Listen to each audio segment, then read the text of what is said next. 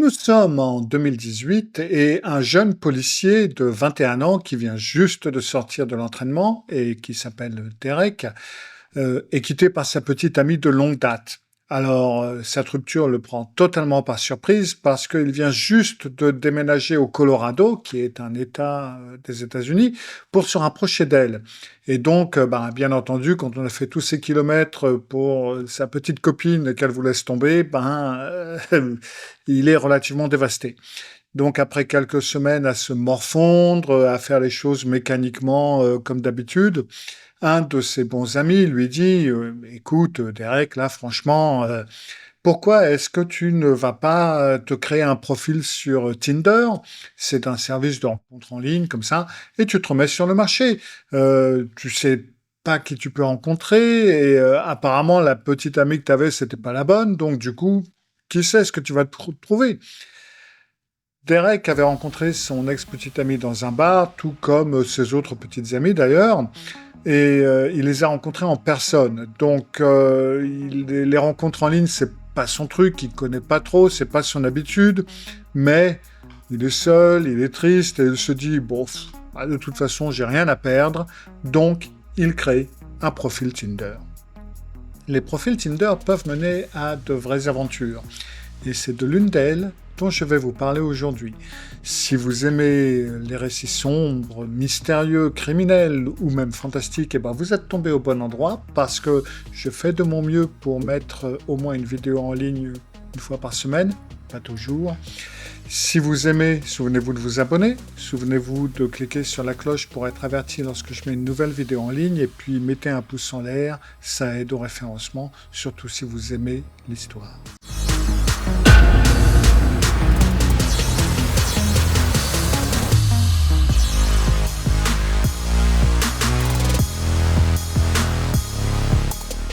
Très rapidement, Derek fait connaissance d'une femme qui s'appelle Léa sur Tinder et qui, d'après lui, elle est bien au-dessus de sa catégorie. Hein. C'est vraiment une femme superbe, etc. Mais il va pas se plaindre. Et donc, ils bavardent pendant quelques semaines, ils s'entendent bien, tout va bien. Et donc, ils décident de se retrouver, de se rencontrer en personne. Mais Léa, elle habite à plus d'une heure de chez Derek, donc au départ, il n'y a pas vraiment de lieu de rencontre naturel, ils ne peuvent pas se rencontrer comme ça. Donc ils débattent un peu sur l'endroit où ils peuvent aller, où ils peuvent se retrouver, etc. Et puis finalement, Léa lui dit, bon, écoute, t'as qu'à venir en ville, chez moi. Pas loin, il y a un parc formidable où je vais courir tout le temps d'ailleurs, et il y a une espèce de champ en pente où tu peux t'allonger, regarder à travers les arbres, regarder les étoiles, et ça serait cool pour notre premier rendez-vous, non? Tu trouves pas? D'aller voir les étoiles ensemble, toi et moi. Donc oui, pourquoi pas. Et donc tout se met en préparation, et le soir du rendez-vous arrive enfin. Derek est tout à fait excité, hein. Il est excité comme un pouce sur la tête d'un clochard, et il est nerveux aussi parce que même s'ils ont parlé au téléphone, c'est quand même la première fois qu'ils vont se voir, donc on est pour de vrai, hein. Donc ils sont un petit peu nerveux et lui il est un peu nerveux. Alors l'idée c'est qu'il doit se rendre dans la ville de Léa. Là, il va aller la chercher à son travail quand elle va en sortir. Elle travaille dans un salon de coiffure et donc de là, elle va le guider et ils vont aller jusqu'à ce fameux parc. Derek arrive donc au salon de coiffure au moment où Léa sort. C'est quasi instantané. Et elle aussi, elle est toute excitée, elle est toute contente, elle lui fait signe, elle court vers lui, elle monte dans la voiture, ils se font un câlin et elle l'embrasse sur la joue. C'est un petit peu comme s'ils se connaissaient depuis longtemps, mais en fin de compte, ils ne se connaissent pas vraiment parce que leur relation s'est déroulée en ligne, par SMS, par téléphone. Donc, c'est un peu comme s'ils avaient une histoire commune et aussi un peu comme s'ils n'en avaient pas. Quoi qu'il en soit, Derek est extrêmement heureux de ce qui se passe et Léa, de toute évidence, l'est aussi. À partir du salon de coiffure, c'est un trajet relativement court jusqu'à une route d'accès qui va les mener dans ce parc. Et à un moment donné, donc, Léa lui dit, voilà, maintenant tu peux tourner. Et donc, il tourne et ça ressemble pas vraiment à un sentier, vous savez, les sentiers balisés ou un sentier signalé. C'est plutôt une route d'accès plus ou moins aléatoire, un chemin que Derek n'associe pas vraiment à un grand parc public, mais bon, il connaît pas la région, donc il tourne et il commence à avancer sur cette route. La route qui était en goudron devient une route de terre, et pendant tout ce temps, lui, il se dit, mais j'ai pris un mauvais tournant ou quoi? Mais bon, apparemment, elle dit rien. Est-ce qu'elle sait où on va? Je ne sais pas. Ça ressemble pas vraiment à l'entrée d'un grand parc, hein. Puis finalement, elle retrouve le ciment, donc, ou plutôt le goudron, et puis il continue sur cette route qui, en effet, longe un très grand champ. Et puis le stress de Derek disparaît parce que maintenant il est convaincu que ok, c'est une façon bizarre d'entrer dans ce parc, hein, c'est peut-être une entrée détournée, mais voilà, quoi, il y a ce champ magnifique et on est sur une vraie route et tout a l'air d'aller bien de nouveau. Et c'est une petite route, hein, en fin de compte, et donc Derek n'a pas vraiment de place où se garer, et donc il demande à Léa, mais je me gare où moi dans tout ça? Apparemment, il n'y a pas d'endroit où se garer. Et elle lui dit, non, mais t'inquiète pas, tu continues jusque là-bas. Et là, tu vas voir, il y a un petit parking où tu peux facilement te garer. Donc, Derek continue sur cette route pour trouver ce fameux parking ou l'endroit où se garer. Et à environ 100 mètres devant lui, là, il peut voir les phares d'une autre voiture qui se dirige dans cette direction, enfin l'opposé. Et il fait relativement sombre, donc il ne peut pas vraiment voir de quel véhicule il s'agit. Il ne sait pas si c'est un gros camion ou une grosse voiture, enfin bref. Donc il se range le plus possible sur le côté de la route pour permettre aux véhicules de passer, même si en fin de compte il y a quand même une bonne distance à parcourir avant qu'ils ne se croisent. Mais bon, il se dit, moi je ne suis pas pressé, je vais leur laisser la priorité, et puis voilà. Et donc cette voiture qui va à l'opposé, elle avance relativement lentement. Et donc Derek, il attend tout simplement qu'il passe, il est garé sur le côté, enfin il est un petit peu sur le côté, et il pense à rien de particulier, d'après lui c'est une autre personne dans le parc, et puis c'est tout, quoi, hein. Mais la voiture, au lieu donc de le dépasser, enfin de passer à côté, elle se tourne au dernier moment, et puis elle se met presque pare-choc contre pare-choc avec la voiture de Derek. Elle lui barre le chemin, en quelque sorte. Et elle ne lui rentre pas dedans, mais elle s'arrête vraiment juste devant la voiture de Derek. Derek est donc un policier, c'est un tout nouveau policier, il est très vigilant, il a de bons réflexes, il est en pleine forme, et il vient juste de sortir de formation, donc dès que le type s'arrête devant lui et bloque son chemin, lui, il a les signaux d'alarme qui s'agitent, il sait qu'il y a quelque chose qui ne va pas avec cette camionnette, parce qu'il s'agit d'une camionnette.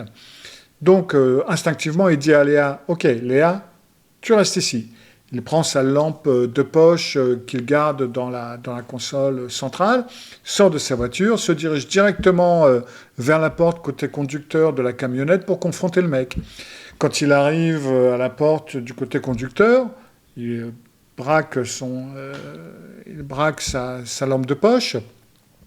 C'est un type relativement grand qui a l'air plutôt surpris de voir Derek le charger presque avec sa lampe de poche. Et Derek lui dit « Mais qu'est-ce que vous faites là, monsieur? Pourquoi vous me bloquez ?» Et le gars répond « Oh là là, excusez-moi, je suis désolé. En fin de compte, je suis le gardien de cette propriété. Et puis, on a eu des problèmes avec des braconniers dans la région. Et je pensais, enfin, je croyais que vous étiez des braconniers. Et donc... voilà, quoi. Mais bon, vous n'avez pas l'air d'être des braconniers. Et Derek lui répond non, on n'est pas des braconniers, non. On vient observer les étoiles, c'est autorisé. Je suis à mon premier rendez-vous ici, c'est bon? Et le gardien dit, excusez-moi, non, franchement, je suis vraiment désolé. Retournez dans votre voiture, profitez bien de votre soirée et excusez-moi. Et sur ce, il remonte sa vitre, il recule pour faire un demi-tour, et il remonte donc la route d'où il venait, et il disparaît de l'autre côté de la colline. Derek reste devant sa voiture quelques minutes, il s'assure que le type est bien parti, et puis il retourne, il remonte dans la voiture, et puis il plaisante avec Léa. Il lui dit, bah, regarde, tu vois, le mec, là, il croyait qu'on était des braconniers. Bah oui, je suppose que toi, tu as l'air d'une braconnière à ses yeux, dis donc, c'est pour ça qu'il nous a arrêtés. Et puis il regarde Léa pour voir comment elle réagit à sa blague, mais elle ne lui prête absolument aucune attention. Elle est en train de taper furieusement sur son téléphone. Derek, il trouve que c'est un peu étrange quand même. On pourrait penser qu'elle est un petit peu intéressée par cette chose étrange qui vient de se produire. Un type bizarre qui vient de débloquer. Peut-être qu'elle aurait voulu savoir ce qu'il a dit au type, ou ce qu'il voulait, ou ce qui se passait, mais apparemment, elle est totalement investie dans son téléphone. Et Derek se dit, ouais, bon, bah, tant pis, quoi. Donc, il remet la voiture en marche et puis il continue sur le chemin qu'il suivait avant d'être arrêté. Il continue donc sur la route, juste un peu plus loin, jusqu'au moment où il trouve un petit terrain en terre qui est juste à côté de l'énorme champ où ils vont passer la soirée. Il se garde donc sur ce petit terrain, enfin sur ce petit endroit, recule dans son emplacement et donc il sort avec Léa. Ils étalent une couverture à côté de la voiture, hein, mais sur l'herbe donc de la colline. Ils sortent leur nourriture, le vin, ils s'assoient et puis très rapidement ils commencent à échanger des histoires. Ils rient, ils observent les étoiles, ils boivent du vin. Tout se passe vraiment bien. Après environ 1 heure, il fait vraiment noir, donc dehors, et il regarde les étoiles. Derek est allongé sur la colline, face à la voiture, vers la route sur laquelle ils étaient, donc, et il remarque à sa gauche, en haut de la colline, dans la même zone de là où la camionnette est venue à l'origine et où elle est repartie. Donc Derek regarde dans cette direction et il voit des phares. Et c'est la camionnette. Et ce coup-ci, la camionnette descend de la route, non pas tranquillement comme la première fois, mais elle dévale la pente. Et avant que Derek et Léa n'aient eu le temps de réagir, cette camionnette fonce vraiment sur eux, elle arrive en trombe dans le parking, elle heurte presque la voiture de Derek et elle s'arrête de façon à bloquer la voiture. Et Derek se lève d'un bond, Léa se lève aussi. Et le gentil gardien qu'ils avaient rencontré un peu plus tôt et avec qui ils avaient parlé, sort de son siège conducteur et marche devant la camionnette et il a un tuyau métallique à la main. Et il regarde Derek et il lui dit « Tu me donnes tes clés, tu me donnes ton portefeuille. » Encore une fois, Derek est un tout nouveau policier, il a 21 ans, il est pas d'accord sur le fait de se laisser impressionner par qui que ce soit, donc au début il fait rien, il réfléchit un petit peu, aussi parce qu'il ne sait pas vraiment ce qu'il doit faire. Mais donc au début il ne fait rien. Il regarde ce type, et en fin de compte il lui montre qu'il ne va pas céder juste parce que l'autre lui a dit de le faire en quelque sorte. Mais Léa reçoit un coup de massue psychologique en quelque sorte lorsqu'il voit Léa, son rendez-vous, se lever, courir vers ce type et se tenir à côté de lui.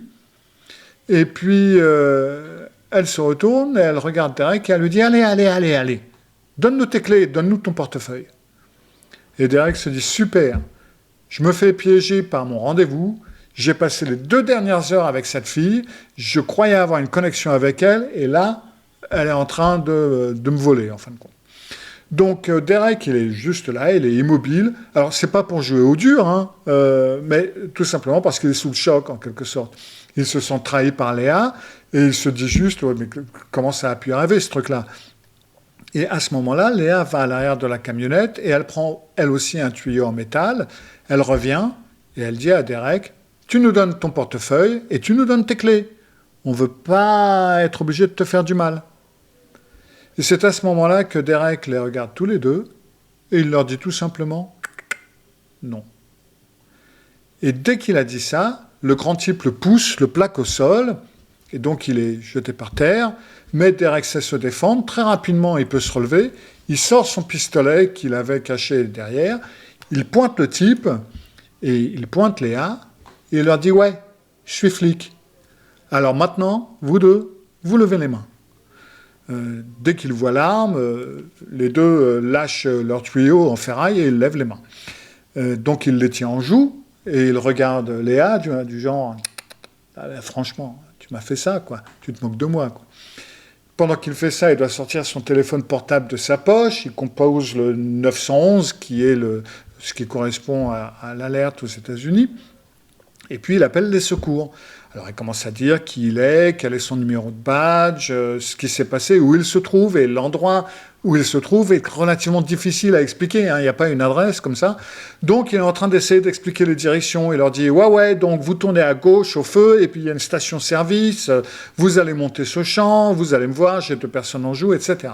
Et pendant qu'il est en train de faire ça, il y a Léa et le gardien, si on peut l'appeler ça comme ça, qui se regardent, ils se retournent, et ils s'enfuient. Ils se disent qu'en ce moment, il est distrait. Ils peuvent se mettre derrière la camionnette et de là courir dans la forêt avant qu'il soit rattrapé.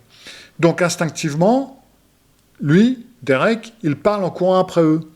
Il les poursuit pendant environ 30 secondes jusqu'à la lisière des arbres et il commence à entendre des coups de feu. Et ce n'est pas les siens. Donc, apparemment, il y a quelqu'un qui lui tire dessus ou qui tire dans sa direction.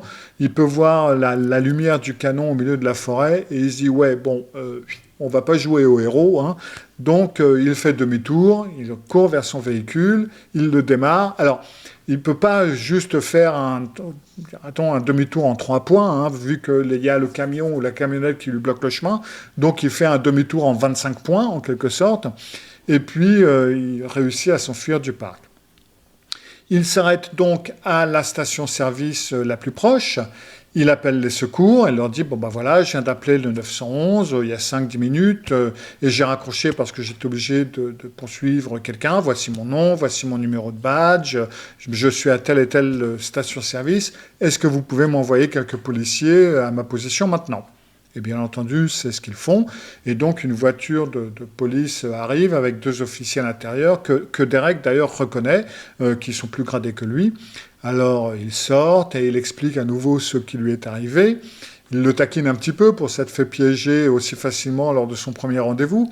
Mais en même temps, ils savent que ça aurait pu très mal finir en fin de compte. Et donc, ils décident de monter ensemble dans la voiture de police, tous les 3, pour retourner au parc.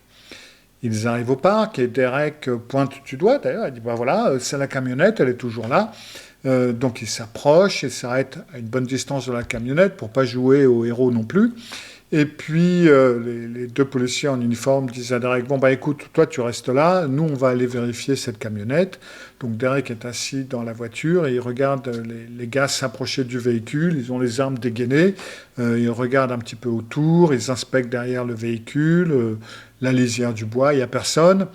Et donc, ils rangent leurs pistolets et ils entrent dans la camionnette. Ils cherchent un petit peu, on peut voir la lumière de leur lampe de poche éclairée à l'intérieur.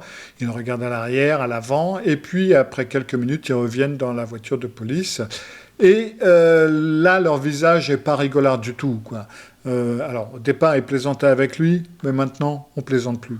Ils se tournent vers lui, puis ils lui disent bah, tu sais, à l'arrière de la camionnette, il y a des couteaux, il y a des scies, il y a des pistolets, il y a des fusils, il y a du liquide d'allumage de briquet, il y a des chaînes, il y a des menottes, il y a des rubans adhésifs. Enfin, c'est absolument horrible, il y a un peu tout.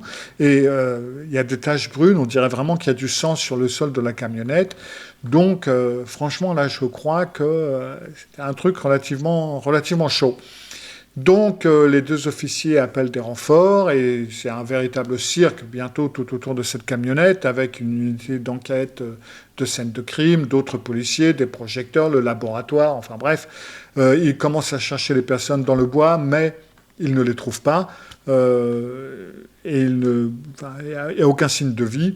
Ils ne trouvent pas cette fille et d'ailleurs, ils ne la trouveront jamais. Et Derek leur dit, mais attendez, elle m'a dit qu'elle travaillait dans ce salon de coiffure, donc juste au bout de la route. Et c'est là où je l'ai prise, quand elle est sortie de son travail. Donc ils vont tous au salon de coiffure pour parler au propriétaire. Et là-bas, on leur dit, bah non, jamais entendu parler de Léa. Et quand ils montrent une photo de Léa, ils disent, bah non, je suis désolé, on ne l'a pas vue, on ne la connaît pas, elle n'est pas employée chez nous.